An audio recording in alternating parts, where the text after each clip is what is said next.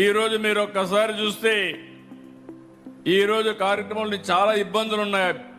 డబ్బులుండిగా ఇవ్వడం, మనసుండి ఇస్తున్నాం. నేను ఒక పర్పస్ కోసం కూడా ఆలోచించాను. అందరం ఆస్తులు ఒకప్పుడు నేను చెప్పేవాడిని. 95, 96లో మీరు పిల్లల్ని బాగా చదివించండి.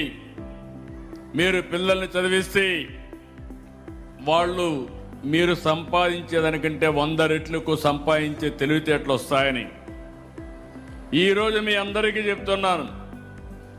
ఆ రోజు ప్రారంభించిన ఐటీ కానీ చదువు మీద పెట్టిన శ్రద్ధ, ఈరోజు మన పిల్లలు ప్రపంచం అంతా వెళ్ళారు. ఏ దేశానికి పోయినా అందరికంటే ఎక్కువ తలసరి ఆదాయం సంపాదించే ఏకైక జాతి తెలుగు జాతి అని మరొక్కసారి మీకు తెలియజేస్తున్నా. మీరు అమెరికాకి వెళ్ళండి, ఆస్ట్రేలియాకి వెళ్ళండి, ఆఫ్రికాకి వెళ్ళండి, ఎక్కడైనా మన పిల్లలే కనపడొస్తారు. ఈరోజు నేను ఒకే మాట అడిగాను. చాలామంది తల్లులతో మాట్లాడినప్పుడు ఇక్కడే మీరు కూడా ఆలోచించాలి. ఒకప్పుడు పిల్లలు భారం, పిల్లలు పుడితే ఎట్లా చదివించాలి ఇవన్నీ అనుకునేవాళ్ళు.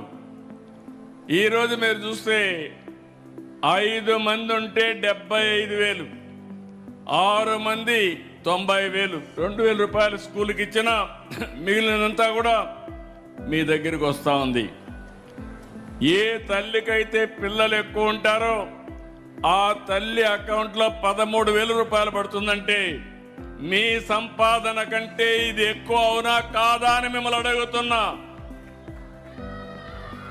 ఏంటి పిల్లలు, మీరు కూడా మీ తల్లులకి డబ్బులు సంపాదించే పరిస్థితికి వచ్చారు. మామూలుగా ఎప్పుడో చదువుకొని పెద్ద అయిన తర్వాత ఉద్యోగం వస్తే అప్పుడు తల్లిదండ్రులు చూసుకుంటారని మిమ్మల్ని చదివించేవాళ్ళు. ఈరోజు రివర్స్ చేశాం. మీరు పుడితే భారం కాదు, నీ తల్లికి ఆదాయం. అందుకే మీ తల్లిదండ్రులు కూడా పిల్లలందరినీ బంగారం మారిగా చూసుకునే పరిస్థితి వచ్చిందంటే అది ఈ ప్రభుత్వ ఆలోచన అని చెప్పి కూడా నేను మీకు తెలియజేస్తున్నా.